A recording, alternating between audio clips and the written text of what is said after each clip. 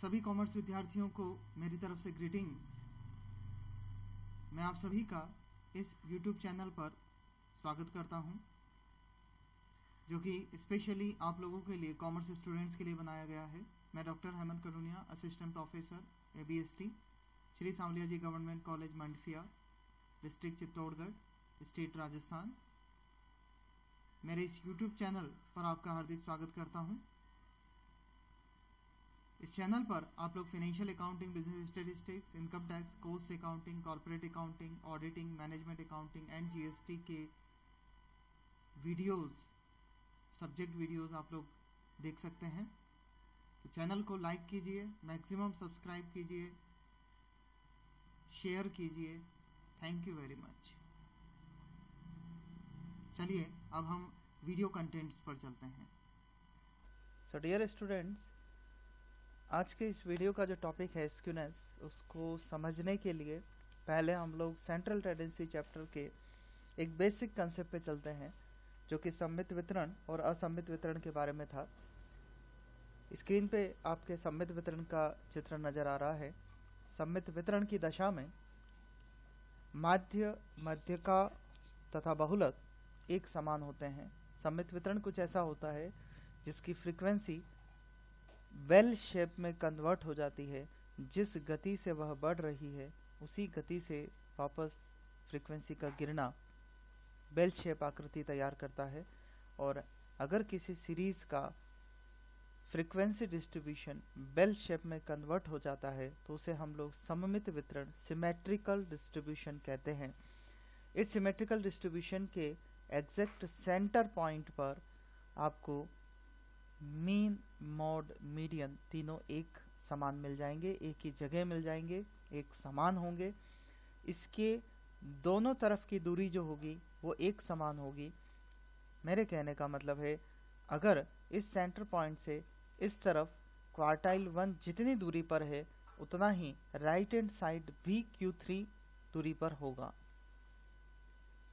ऐसे ही अन्य प्रतिशत जो होंगे, अन्य क्वार्टाइल, क्वांटाइल, ऑक्टाइल जो होंगे, वो इस सेंटर वैल्यू से उतनी ही सेम दूरी पर होंगे।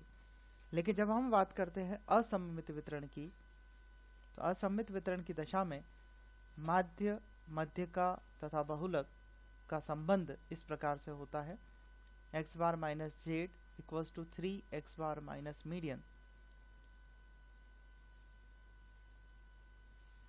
जब हम सममित वितरण की बात बोल रहे हैं, मीन, मोड, मीडियन में डिफरेंस नहीं है। अगर डिफरेंस नहीं है तो इसका मतलब किसी प्रकार की स्क्यूनेस नहीं है, विषमता 0 है।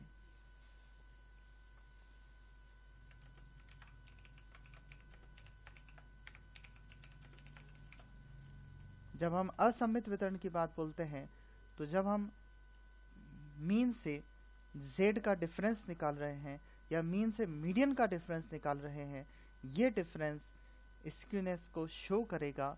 अब ये स्क्यूनेस कैसे शो होगा, आप लोग इन तीनों फोटोग्राफ्स को अच्छे से देखिए। बीच में नॉर्मल डिस्ट्रीब्यूशन है जो बेल शेप में है, मैंने आपको अभी समझाया। लेफ्ट हैंड साइड में नेगेटिव स्क्यूनेस, ऋणात्मक विषमता दर्शा रहा है। जब हमारा ग्राफ राइट हैंड साइड की तरफ झुकाव ज़्यादा हो तो ये नेगेटिव स्क्यूनेस कहलाएगा, और अगर लेफ्ट हैंड साइड डेटा का फ्रीक्वेंसी का झुकाव ज़्यादा है तो वो पॉजिटिव स्क्यूनेस कहलाएगा।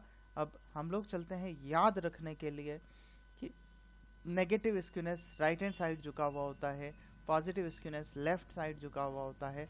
मैं आपको इसको एग्जाम्पल सहित एक्सप्लेन करता हूँ।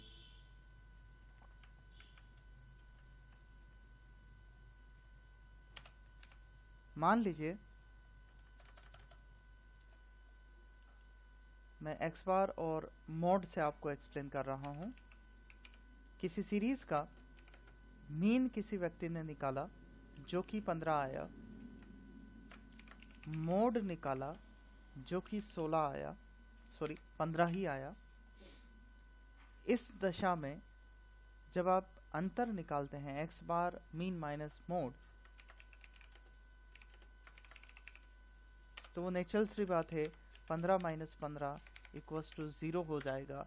इसका मतलब हुआ यहाँ पर कोई स्क्यूनेस नहीं है, विषमता नहीं है।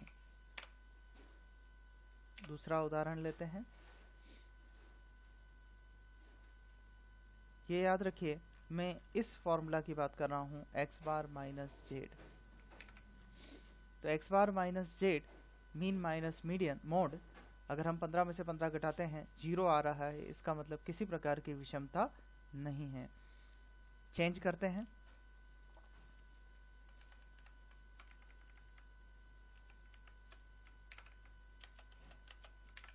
किसी सीरीज में आपने मीन निकाला 15, मोड निकाला 16।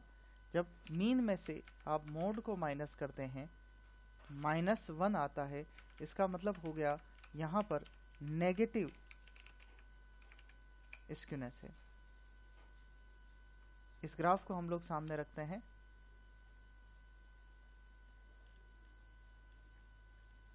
नेगेटिव स्क्यूनेस, ध्यान दें मीन जो होगा वो लगभग इस जगह पे आएगा 15, और मोड जो होगा वो हाईएस्ट फ्रीक्वेंसी रखेगा, जो कि हाईएस्ट फ्रीक्वेंसी टॉप पे होगा 16। तो मीन इस तरफ चला गया, यहाँ पे एक्स बार होगा और यहाँ पे मोड होगा। इस वजह से x bar minus mode minus में आंसर आ रहा है। इसका मतलब ये सीरीज नेगेटिव स्क्यूनेस रखती है। सिमिलरली अगर हम एक और उदाहरण लें जिसमें मोड 14 ले लें, 15 माइनस 14 पॉजिटिव 1 शो होगा, इसका मतलब यहाँ पर पॉजिटिव स्क्यूनेस है। ये ग्राफ बनेगा। आपका मीन मोड जो होगा वो एग्जैक्टली इस जगह होगा 14। मीन जो होगा वो इस लाइन के हर मोड के राइट हैंड साइड की तरफ होगा, यहाँ पे होगा। तो मीन हमारा 15 हुआ, मोड हमारा 14 हुआ। तो 15 माइनस 14 1 पॉजिटिव स्क्यूनेस को शो करेगा। इस प्रकार से आप लोग पता लगा सकते हैं कि जो सीरीज है उसका झुकाव किस तरफ होगा। फिर से बता रहा हूं, मीन मोड होगा इस जगह, नेगेटिव की बात कर रहा हूं। एक्स बार क्योंकि इस तरफ डाइवर्ट होगा, इस जगह होगा,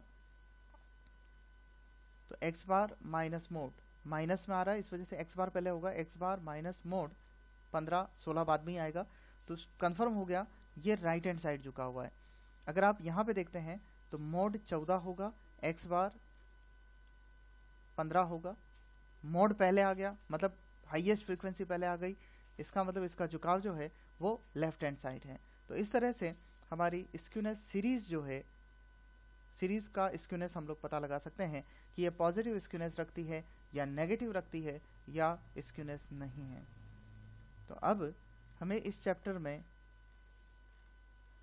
स्क्यूनेस के जो फॉर्मूलाज पढ़ने हैं, उसमें सबसे पहला फॉर्मूला है कार्ल पियर्सन का विषमता गुणांक।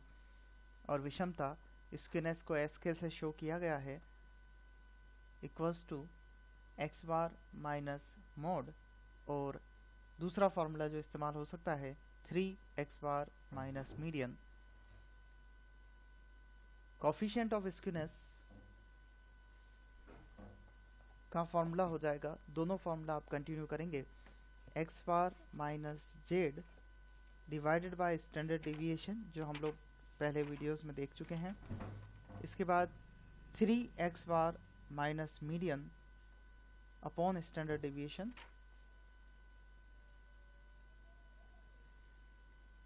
दूसरा फॉर्मूला हो जाएगा। इसी स्क्यूनेस में हम लोगों को एक और सीखना होगा, जो कि है बाउले का विषमता गुणांक।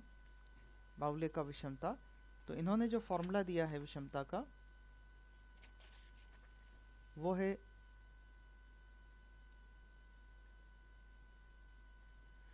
Q3 plus Q1 minus 2 median. और कोफिशिएंट ऑफ स्क्यूनेस, जिसे J से भी डिनोट किया जाता है, Q3 plus Q1 minus 2m divided by Q3 minus Q1। ये फॉर्मूलाज हमें प्रैक्टिस में लेने होते हैं। तो चलिए शुरू करते हैं कार्ल पियर्सन का विषमता और विषमता गुणांक।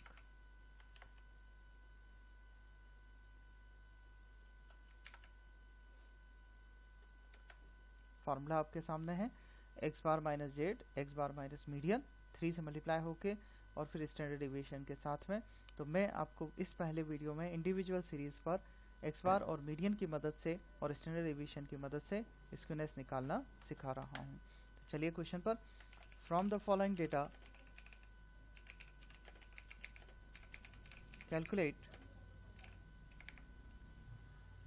Karl Pearson's skewness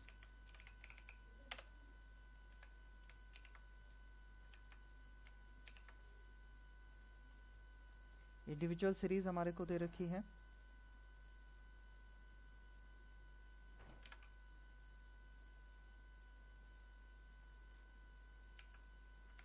x data हमें दिया गया है, नोट कर लेते हैं।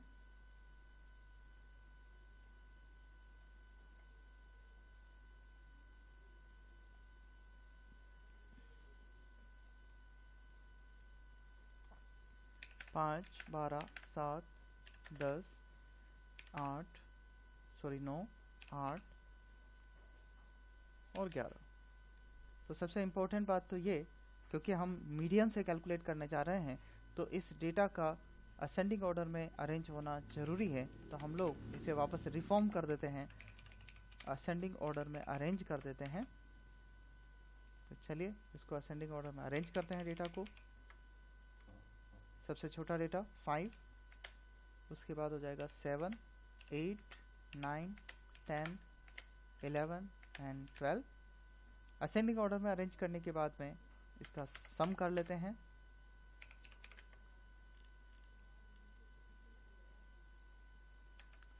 सम के लिए हमें चाहिएगा calculator. 5 plus 7 plus 8 plus 9 plus 10 plus 11 plus 12 62।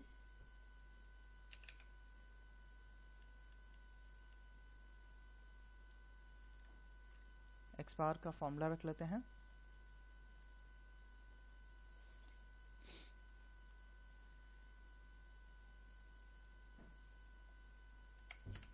X bar equals to sigma X upon N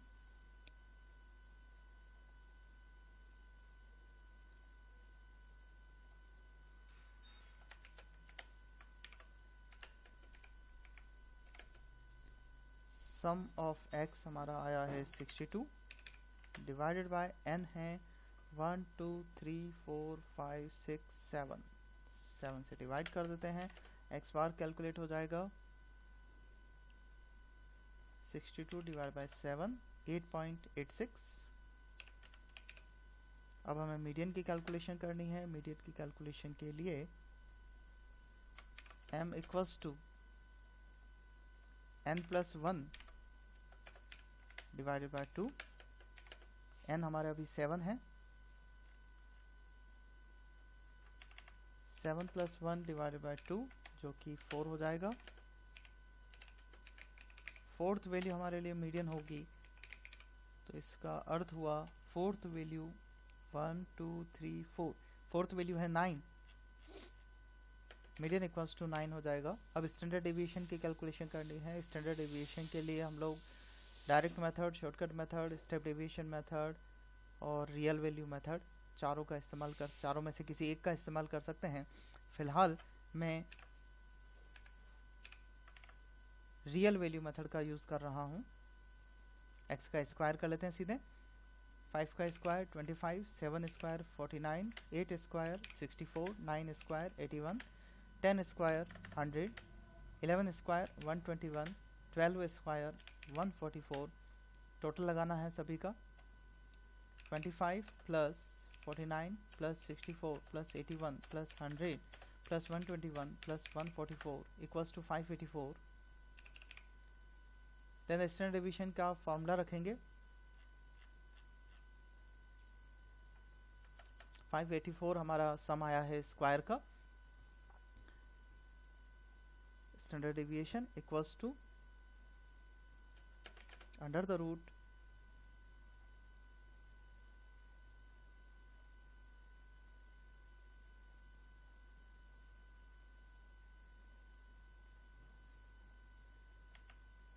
sigma x square divided bye n minus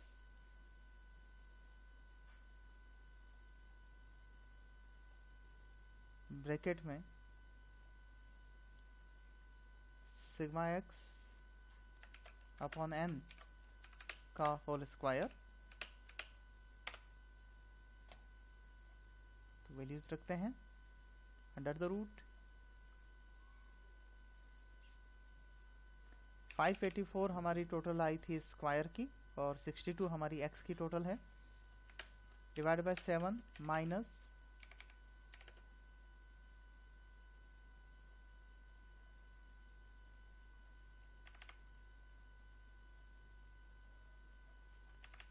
62 divide by 7 का होल स्क्वायर। इस इक्वेशन को आपको सॉल्व कर लेना है, equals to under the root 584 divided by 7 83.43 minus 62 divided by 7 8.86 का square 78.44।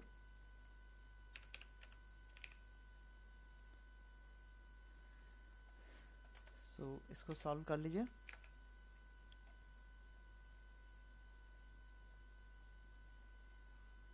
(83.43 minus 78.44 equals to 4.99 और इसका अंडर रूट आप निकालेंगे तो ये हो जाएगा 2.23। तो तीन चीज़ें हमारे पास आ चुकी हैं, एक्स बार आ चुका है, मीडियन आ चुका है और स्टैंडर्ड डिवीजन आ चुका है। अब हम कार्ल पियर्सन के विषमता और स्क्यूनेस दोनों विषमता और कोफिशिएंट ऑफ स्क्यूनेस दोनों के फॉर्मूलाज में रखते हैं।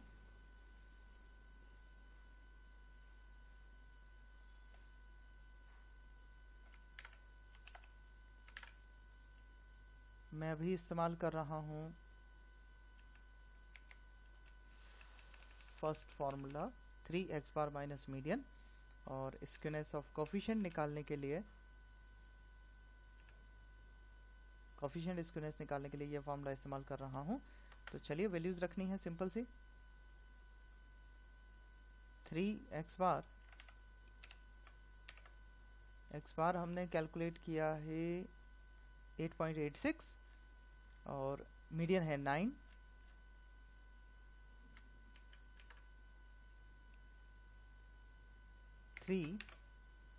8.86 माइनस 9 इक्वल्स टू, बस हमें आंसर निकालना है। 8.86 माइनस 9 माइनस में आया, नेगेटिव स्क्यूनेस रखता है, इंटू 3 0.42 नेगेटिव, माइनस में 0.42 negative skewness. Coefficient of skewness के फॉर्मूला में रखते हैं 8.86 minus 9 divided by standard division की वैल्यू आई थी 2.23 इक्वल्स टू